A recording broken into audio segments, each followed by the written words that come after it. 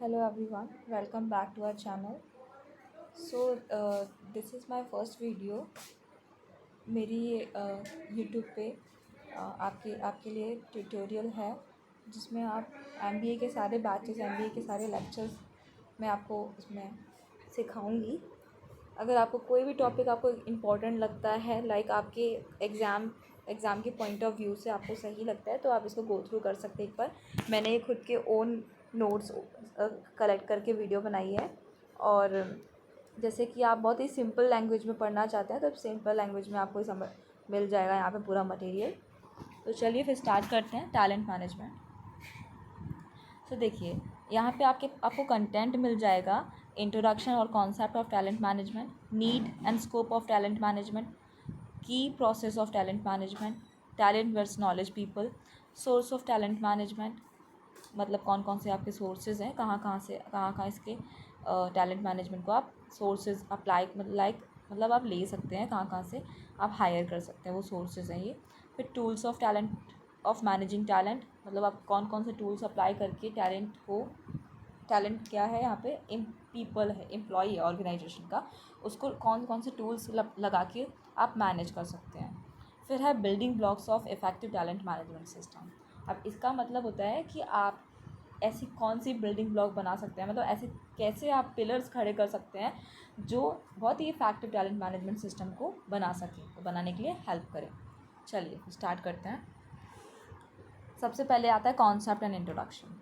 तो देखिए talent management का जो कॉन्सेप्ट है और उसका जो इंट्रोडक्शन है, लाइक वो क्या उसका मीनिंग डेफिनेशन क्या है, वो आपको समझना ज़रूरी होगा, तभी आप उसके पूरा कॉन्सेप्ट को समझ पाएंगे।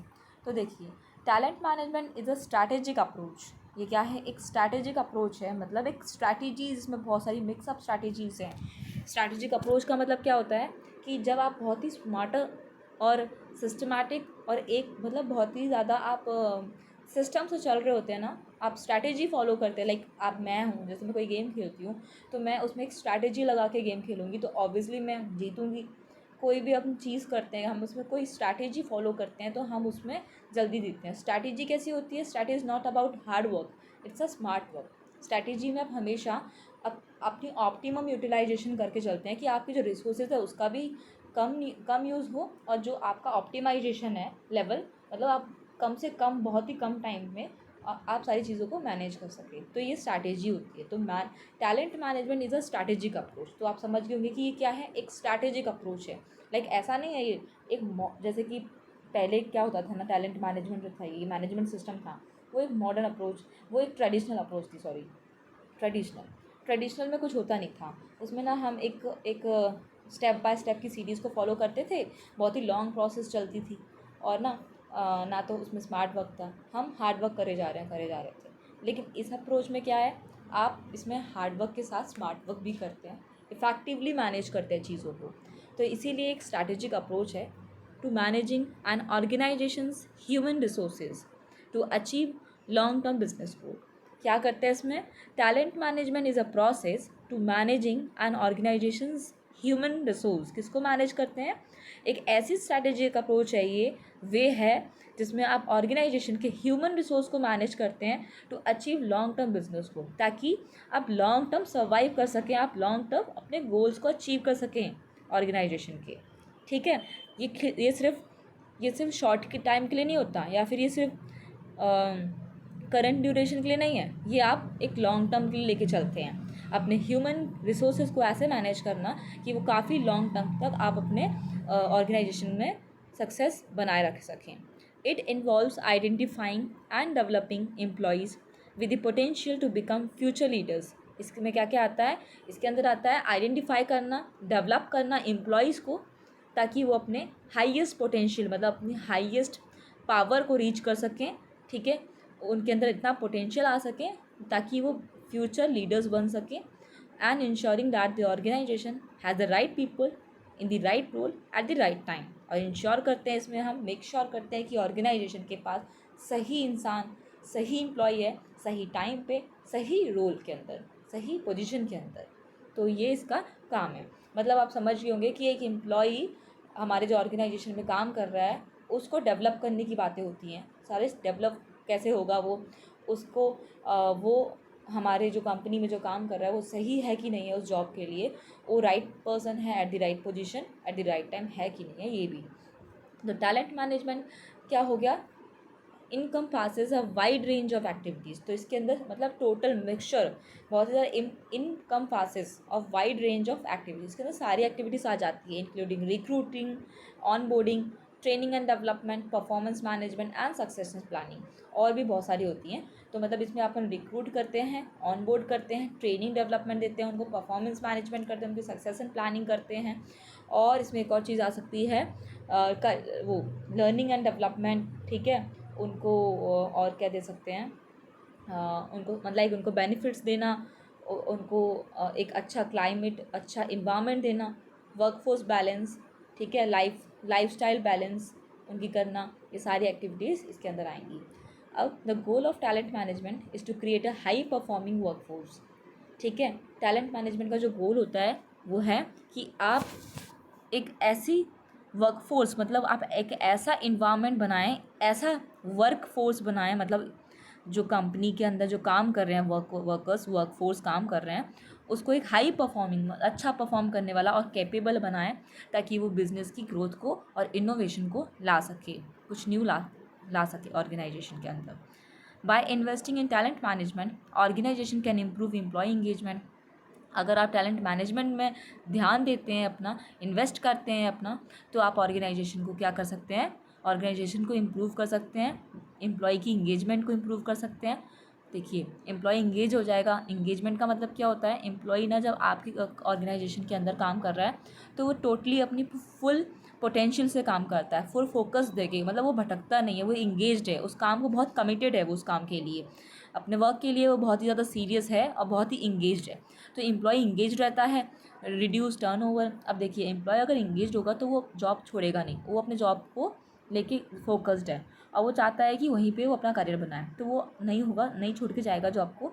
तो इससे क्या होगा, एम्प्लॉय रिटेंशन होगा। रिटेंशन मतलब होता है किसी भी एम्प्लॉय को रोक के रखना, उनको ना कैसे भी करके रिटेन करना एम्प्लॉय को ऑर्गेनाइजेशन के अंदर। तो इससे क्या होगा, रिड्यूस टर्नओवर, तो टर्नओवर कम होगा। टर्नओवर का मतलब होता है कितने लोग छोड़ के जा रहे हैं आपकी ऑर्गेनाइजेशन को, तो उसके लिए कॉस्ट ज़्यादा बढ़ जाती है, मतलब हमें कॉस्टली पड़ जाता है, क्योंकि हम उनकी जगह कोई नया हायर करते हैं तो हमें पैसा लगाना रहता है। तो इससे क्या होगा ना, टर्नओवर रिड्यूस हो जाएगा, तो ये हमारे लिए एक प्रॉफिट हो गया, बेनिफिट है ये। And build a culture of continuous learning and development, और एक ऐसा कल्चर बनेगा जहाँ पे लर्निंग और डेवलपमेंट होगा। तो ये आपका कॉन्सेप्ट था। अब देखिए, स्कोप ऑफ टैलेंट मैनेजमेंट।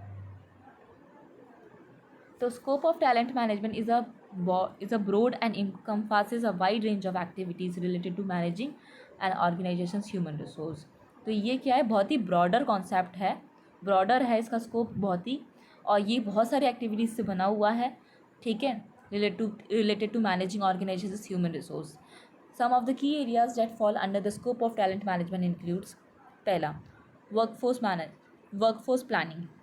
अब आप इसमें क्या करते हैं, स्कोप क्या है इसका, सबसे पहला स्कोप आप देखिए, अब इसमें सबसे पहले वर्कफोर्स की प्लानिंग करते हैं ना, आइडेंटिफाई करते हैं करंट और फ्यूचर टैलेंट, मतलब करंट और फ्यूचर टैलेंट मतलब यहाँ पे एम्प्लॉय है, ये पीपल होता है, टैलेंट मतलब क्या है, ऑर्गेनाइजेशन का एक पोटेंशियल एम्प्लॉय। तो हम करंट और फ्यूचर टैलेंट की नीड देखते हैं, क्या हमें मतलब नीड है ऑर्गेनाइजेशन के अंदर की नहीं है, and developing strategies to attract, retain and develop the right talent. तो और हम उनको अट्रैक्ट करते हैं, रिटेन करते हैं, ऐसी स्ट्रैटेजीज़ को फॉलो करते हैं और डेवलप करते हैं राइट टैलेंट को। फिर है रिक्रूटमेंट एंड सिलेक्शन। जब हम प्लानिंग कर लेते हैं, उसके बाद जब हमने एक बार प्लान कर लिया कि हमें कितने लोगों की और ज़रूरत है, कितने हमारे एम्प्लॉय हैं ऑर्गेनाइजेशन के अंदर, ठीक है, तो हम उसके बाद रिक्रूटमेंट और सिलेक्शन करेंगे। रिक्रूटमेंट मतलब होता है हायरिंग करना, आप कहाँ कहाँ से अपने बहुत बहुत सारे सोर्सेज से हायर करेंगे, अट्रैक्ट करेंगे उनको, रिक्रूट करने के लिए आप एप्लीकेशंस डालते हैं, और हम उसमें फिर सिलेक्शन करते हैं, selecting top talent to fill open position in the organization. आप अच्छे टैलेंट को, मतलब अच्छे एम्प्लॉय को सिलेक्ट करते हैं उस पोजीशन को फिल करने के लिए जो भी आपकी ऑर्गेनाइजेशन के अंदर खाली थी। फिर है ऑनबोर्डिंग। जब ये सारा सिलेक्शन हो जाता है, फिर आप क्या करेंगे, बेसिकली आप उनको फिर ऑनबोर्डिंग करेंगे। ऑनबोर्डिंग का मतलब होता है आप उनको ऑफर लेटर भेज के उनको बाद में ट्रेनिंग कराते हैं, ट्रेनिंग पीरियड में भेजते हैं या फिर उनको सिखाते हैं। तो ऑनबोर्डिंग का मतलब होता है providing new employees with the tools, resources and support the need to succeed in their new roles. अब इसमें आप उनको सारी चीज़ें सिखाते हैं, उनको सारे प्रॉपर टूल्स देते हैं, रिसोर्सेज बताते हैं, सपोर्ट करते हैं कि वो उस जो उनका नया रोल था, न्यू पोजीशन है उनकी, उसमें वो सक्सीड कर सकें। फिर लर्निंग एंड डेवलपमेंट, इसके बाद आप प्रोवाइड करते हैं ऑनगोइंग लर्निंग एंड डेवलपमेंट हम ऑर्गेनाइजेशन में, ताकि opportunities to help employee build the skills and knowledge they need to perform at high level. ठीक है, उनके नॉलेज को और ज़्यादा इंगेज करने के लिए आप उनको लर्निंग और डेवलपमेंट ये बहुत ही ज़्यादा चलता रहता है, ये प्रोसेस आपका ख़त्म नहीं होता, आप उनको सिखाते ही रहते हैं। फिर है परफॉर्मेंस मैनेजमेंट, फिर आप उनको परफॉर्मेंस को मैनेज करते हैं, मतलब आप इसमें चेक करते हैं कि उनकी परफॉर्मेंस क्या चल रही है। सेटिंग क्लियर परफॉर्मेंस एक्सपेक्टेशन, आप उनके एक क्लियर परफॉर्मेंस मतलब आप कितना टारगेट चाहिए, कितना एक्सपेक्टेशंस हैं आपकी, वो आप उनकी सेट करा देते हैं। उनको रेगुलर फीडबैक दे लेते हैं उनसे, उनको कोचिंग प्रोवाइड करते हैं। कंडक्टिंग परफॉर्मेंस इवैल्यूएशन कनेक्ट करते हैं आप to measure progress and identify area for improvement, ताकि उनकी प्रोग्रेस को आप मेजर कर सकें। तो आप इसमें परफॉर्मेंस मैनेजमेंट भी करते हैं। परफॉर्मेंस इवैल्यूएशन के बहुत सारे टूल्स होते हैं, लाइक आप उनको फीडबैक लेके कर सकते हैं। ठीक है, और मतलब बहुत से टूल्स होते हैं, हम आगे पढ़ेंगे बताएंगे। तो आप इन सारी चीज़ों से आप उनकी परफॉर्मेंस को मेजर कर सकते हैं। अब इसमें एक आता है point, succession planning. Succession planning का मतलब होता है identifying and developing employees with the potential to take on leadership role in the organization. मतलब आप ऐसे एम्प्लॉय को आइडेंटिफाई करेंगे इसमें, और उसको क्या करेंगे, वो एक ऐसा पर्सन हो जो कि आपके ऑर्गेनाइजेशन में लीडरशिप रोल के लिए बना हो सके। और इसमें आप ओवरऑल, इसमें और मैं पॉइंट बता सकती हूँ आपको। इसमें आप सक्सेशन प्लानिंग का मतलब क्या, सक्सेस से क्या समझ आ रहा है आपको, सक्सेस। ठीक है, तो एम्प्लॉय की ओवरऑल परफॉर्मेंस को आप इसमें प्लान करवाते हैं। खाली आपका काम सिर्फ इतना ही नहीं है कि एम्प्लॉय आपके ऑर्गेनाइजेशन में काम कर रहा है तो सिर्फ आप उसको ऑर्गेनाइजेशन तक रखेंगे, नहीं, आप उसको उसकी उसकी क्या नीड्स हैं, वो आगे क्या चाहता है, और वो उसको आप फ्यूचर में क्या बनाना चाहते हैं, वो भी आप उसमें कर सकते हैं।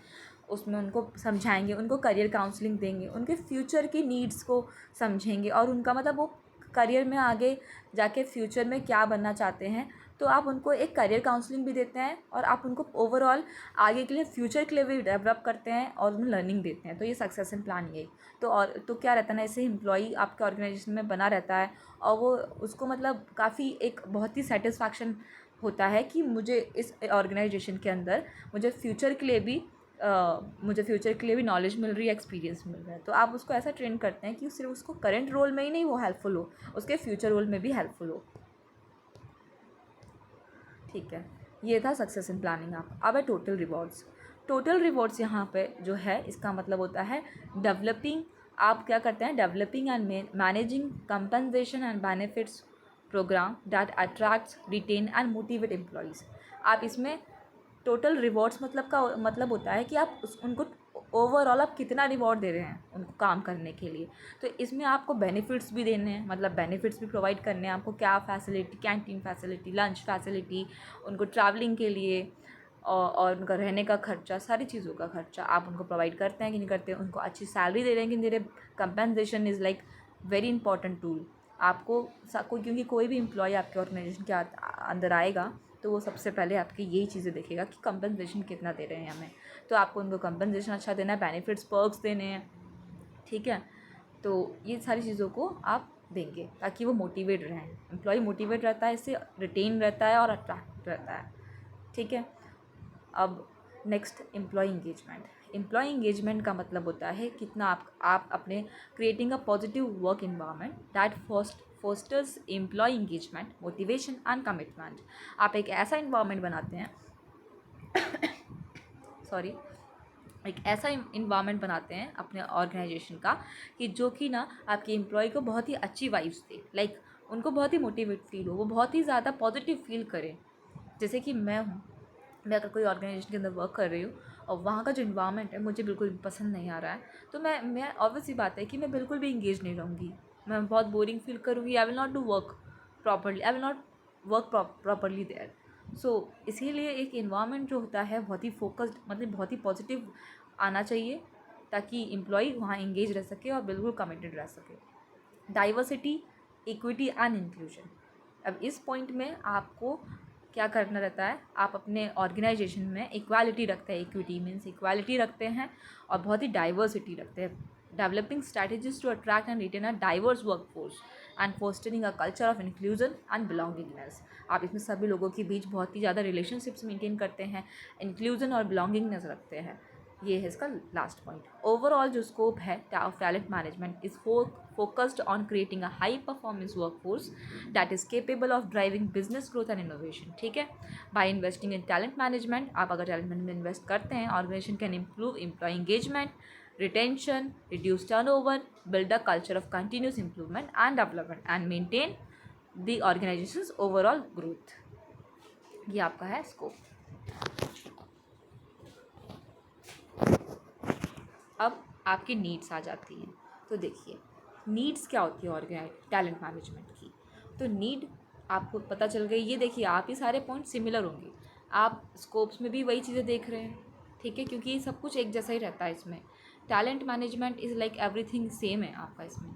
नीड क्या है इसकी, यही है अट्रैक्ट करना, रिटेन करना टॉप टैलेंट को, ठीक है, डेवलपिंग एम्प्लॉय स्किल और नॉलेज डेवलप करना, improving employee engagement, succession planning, driving business growth and innovation. तो यही आपका नीड्स भी है। आप नीड्स एक बार रीड आउट करेंगे तो आपको इजीली समझ आ जाएगा। देखिए आज के टाइम पे in today's competitive job market, it's essential for organization to have strong talent management strategies to attract and retain top talent। बहुत ही ज़रूरी है। by creating a positive environment and offering competitive compensation and benefit packages, organization can attract and retain the best employee. ठीक है, आप समझ गए होंगे कि अच्छा इन्वायरमेंट बनाने से, उनको पैकेजेस देने से अच्छे आप अपने एम्प्लॉय को रिटेन कर सकते हैं। Developing employee skills and knowledge, आप एम्प्लॉय के स्किल्स और नॉलेज को डेवलप करते हैं इसके अंदर। ये ऑनगोइंग प्रोसेस होती है, ट्रेनिंग और डेवलपमेंट, ठीक है, उनकी स्किल्स को बूस्ट करने के लिए और उनको हाई लेवल तक ले जाने के लिए। आप इम्प्रूविंग एम्प्लॉय इंगेजमेंट, एम्प्लॉयज़ को इंगेज रखने के लिए आप क्या क्या करते हैं, आप पॉजिटिव वर्क कल्चर बनाते हैं, फोस्टर करते हैं, कंटिन्यूस लर्निंग देते हैं, एम्प्लॉयज़ को रिकॉग्निशन भी प्रोवाइड करते हैं, उनको गिफ्ट्स देते हैं, अवार्ड्स देते हैं टाइम टाइम पे उनको मोटिवेट रखने के लिए। आप उनके लिए वो प्रोग्राम्स कराते हैं, ट्रेनिंग देते हैं उनको, तो ये इससे वो इंगेज रहते हैं। तो एक यहाँ सक्सेशन प्लानिंग में भी इसकी नीड होती है। सक्सेशन प्लानिंग आपको पता ही है क्या होता है, ड्राइविंग बिजनेस ग्रोथ और इनोवेशन भी आपको पता है। तो ये आपका ओवरऑल आपका रह गया नीड्स। अब की प्रोसेस, तो की प्रोसेस जो है आपका वो क्या रहता है। तो देखिए मैं आपको प्रोसेस बताती हूँ। ये प्रोसेस आपको मैंने स्टेप बाय स्टेप बताया है, लेकिन इसके अलावा आप अगर देखेंगे नेट पे गूगल पे ये आ रहा है। तो देखिए इसमें आप क्या रहता है, सबसे पहले प्लानिंग करते हैं आप। प्रोसेस क्या है, मतलब ये पूरी हायरिंग प्रोसेस है एक, मतलब कैसे आप एक टैलेंट मैनेजमेंट को हायर करते हैं। पहले आप प्लानिंग करेंगे। प्लानिंग में आता है determining how many people to hire, create job description, आप कितने लोगों को हायर करना है, कितने जॉब डिस्क्रिप्शंस आप जॉब डिस्क्रिप्शन बनाते हैं। इसके अंदर जॉब डिस्क्रिप्शन का मतलब आपको मैं बता देती हूँ, जिसमें आप जेडी होता है ऑर्गेनाइजेशन का, कि आप उसमें कितने लोगों को, मतलब क्या जॉब है, क्या पोजीशन है और आपका रोल क्या है, उसमें सारी डिटेल्स रहती हैं। तो सारी डिटेल डिस्क्रिप्शन में आ जाती हैं, ऑर्गेनाइजेशन के बारे में आ जाता है, रिक्वायरमेंट्स क्या क्या हैं और उसकी आप उसमें टाइमिंग बताते हैं, पैकेज बताते हैं, क्या रोल कौन सा है, आपकी रिस्पॉन्सिबिलिटीज़ क्या हैं उस जॉब की, तो उस जॉब डिस्क्रिप्शन होता है। ये डिज़ाइन होता है इसमें। फिर होता है अट्रैक्टिंग। अट्रैक्टिंग का मतलब होता है आप उसको फिर बाद में बहुत सारे पोर्टल्स पे डालते हैं, वैकेंसी अपनी डालते हैं, सोशल मीडिया पे डालते हैं, बोर्ड्स में डालते हैं, बिल बोर्ड्स हो गया, तो ये हो गया सारे मीडियाज़ हो गए, मीडिया पे डालते हैं और कैंपस से रिक्रूट करते हैं, ये अट्रैक्टिंग में आ जाएगा। फिर करते हैं आप सिलेक्टिंग।